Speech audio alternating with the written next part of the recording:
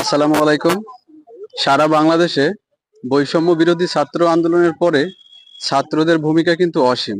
দেশকে সুন্দর করে গড়ে তুলতে, দেশকে সুন্দর করে সাজাতে, সাত রঙের রংধনু রঙের মতো করে দেশকে সুন্দর করে রঙিন করে তুলতে।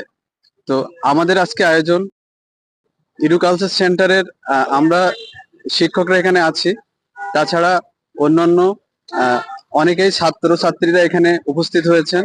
বিভিন্ন স্কুল কলেজ এবং প্রাইমারি ছোট বাচ্চারাও আমাদের সাথে উপস্থিত হয়ে আজকে এই ক্যালিগ্রাফি কলারোয়া বলফিল্ড মাঠ, যেটাকে কলারোয়া জিকেএম কে পাইলট স্কুল মাঠ বলা হয়, সেখানে থেকে একে একে সবার সাথে আমরা একটু কথা বলবো আমাদের আজকের এই প্রোগ্রামের বিষয়ে। নাই, আসসালামু আলাইকুম, আমি নাইম হাসান শাওন। আমি গোপালগঞ্জ প্রযুক্তি বিশ্ববিদ্যালয়ে আর্কিটেকচারে অধ্যয়নরত। আমরা সবাই জানি যে আমাদের দেশ এতদিন একটা অশাসন কুশাসন যাই বলি না কেন, সেই সরকারের হাতে ছিল। তো তখন আমাদের শিল্পেরও স্বাধীনতা ছিল না বলাই যায়। বিশেষ করে কার্টুনিস্ট বা যারা ছিল, তারা কোনো স্বাধীনতাই পায়নি। তাদেরকে কার্টুন আঁকার জন্য, তাদের শিল্পকে প্রদর্শন করার জন্য, কবিতা লেখার জন্য, গান রচনার জন্য বিভিন্ন সময় বিভিন্ন জনকে কারাবরণ করতে হয়েছে। তো এই দেশ নতুন ভাবে স্বাধীনের পরে আমরা সবাই 5 তারিখের এই যে স্বাধীনতা আমরা অর্জন করলাম, এরপরে থেকে আমাদের ইচ্ছা ছিল এই শিল্পকে আবারও নিজেদের আমরা যতটুকু পারি, আমাদের স্টুডেন্ট হিসেবে আমাদের যতটুকু অ্যাবিলিটি আছে আন্দোলনের পরে, তার মধ্যে একটা অন্যতম পন্থা ছিল এই শিল্প। তাই আমরা শিল্পকে হাতিয়ার হিসেবে নিয়ে আমরা বিভিন্ন জায়গায় আমাদের ক্যালিগ্রাফি কার্যক্রম চালিয়ে যাচ্ছি। আশা করি এর মাধ্যমে আমরা সমাজের অনাচার, দুর্নীতি এবং আগের সরকারের দুর্নীতি, তাদের বৈষম্যমূলক যে আচরণ ছিল সেগুলোকে আমরা দূর করার ব্যাপারে মানুষকে সচেতন করতে পারবো। আর আমাদের সাথে এখানে উপস্থিত আছে আমাদের ছোট ভাই এবং বড় ভাই, এবং আমাদের ছোট বোনরাও আছে। তো আমি কাকে বলবো? আমি এই পাশ থেকে পরিচয় দেওয়া শুরু করলে, এই পাশে আছে নিশি, তারপরে তুর্য, ভাইয়ের কথা তো নাই বললাম, তাহিন, রাজ আর সোহান। আচ্ছা নিশি, তুমি কিছু বলো। এই অনেক কষ্টের পরে পাওয়া যে বাংলা স্বাধীনতা, এই স্বাধীনতাকে আমরা নতুন করে গড়ার জন্য রূপকার হিসেবে কাজ করে যাচ্ছি। সবাই আমাদের জন্য দোয়া করবেন। আমরা আমাদের স্বাধীন বাংলার স্বাধীনতা ধরে রাখার জন্য সর্বোচ্চ চেষ্টা করব। হ্যাঁ, নিশি অনেক সুন্দর কথা বলেছে।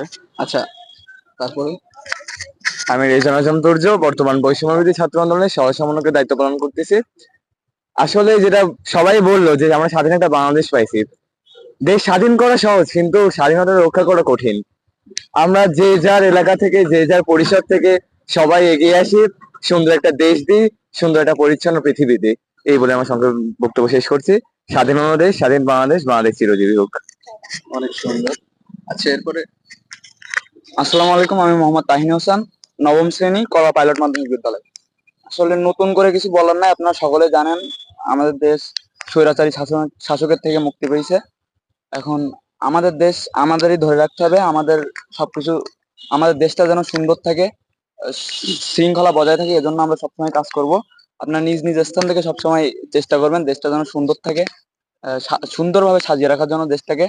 এবং আমরা এখন এই যে কলা বলফিল্ড ময়দানে যে দেওয়ালগুলো আছে, এগুলো আমরা রং রং চং করছিলাম, বা যেন খারাপ না দেখা যায়, মানুষের চোখে যেন সুন্দর দেখা যায়, যে দেওয়ালগুলো মানে পরিবেশটা যেন সুন্দর দেখা যায়, আমরা এগুলোকে কিছু কাজ করছিলাম।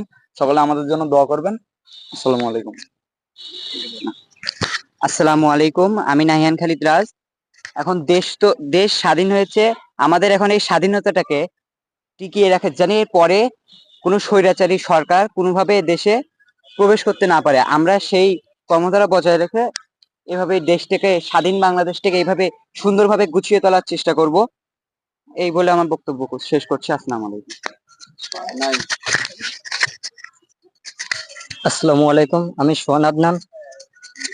আজকে যে ভাই, যে ছাত্র ভাইদের কারণে শহীদের রক্তে বিনিময়ে আজকে আমরা স্বাধীনতা অর্জন করেছি, তার ঐতিহ্য ধরে রাখার জন্য আজকে আমরা এই চিত্র অঙ্কন করছি। এই চিত্র অঙ্কন জন্য আমরা আমাদের পরবর্তী প্রজন্মে প্রজন্মে যেন দেখতে পাই, সেই জন্য আমরা এই চিত্র অঙ্কন করছি। আসসালাম। আর আমি বিশেষভাবে ধন্যবাদ দিতে চাই আমার যে সকল ছোট ভাই ছোট বোন, বড় ভাই বড় বোন, এবং বিশেষ করে ছোট ছোট কিছু শিক্ষার্থী ছিল আমাদের, তাদের নামগুলো আমি বলে নিই। হাসি খুশি, তারপরে ছিল তানিশা মিষ্টি, তারপরে ফারানা আছে এদিকে, আমাদের খুবই ছোট একটা মানুষ। ফারানা ফারানা ফারানা এখানে আসো। তারপরে এই পাশে আমাদের ফয়সাল ভাই দাঁড়িয়ে আছে, রাইসা আছে, আর আমাদের এক ছোট ভাই ফাহিম, তাকে বিশেষ ধন্যবাদ দিতে চাই। ফারানা কিছু বলবা? ফারানা, এখানে আমার এসে খুব ভালো লাগছে, সবাই অনেক কিছু আঁকিয়েছে। হ্যাঁ ফারানার এখানে এসে অনেক ভালো লেগেছে। তুমি নিজেও তো এঁকেছো তাই না একটু? হ্যাঁ, হ্যাঁ ফারানা নিজেও ভালো আঁকে।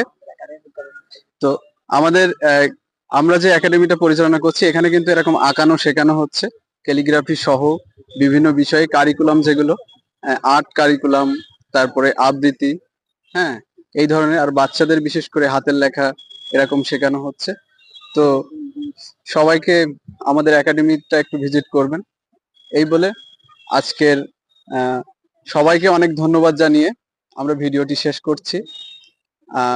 বাংলাদেশ সুন্দরভাবে গড়ে উঠুক নতুন প্রজন্মের হাত ধরে, এই কামনা করে আমরা ভিডিওটি এখানে শেষ করছি। আসসালামু আলাইকুম।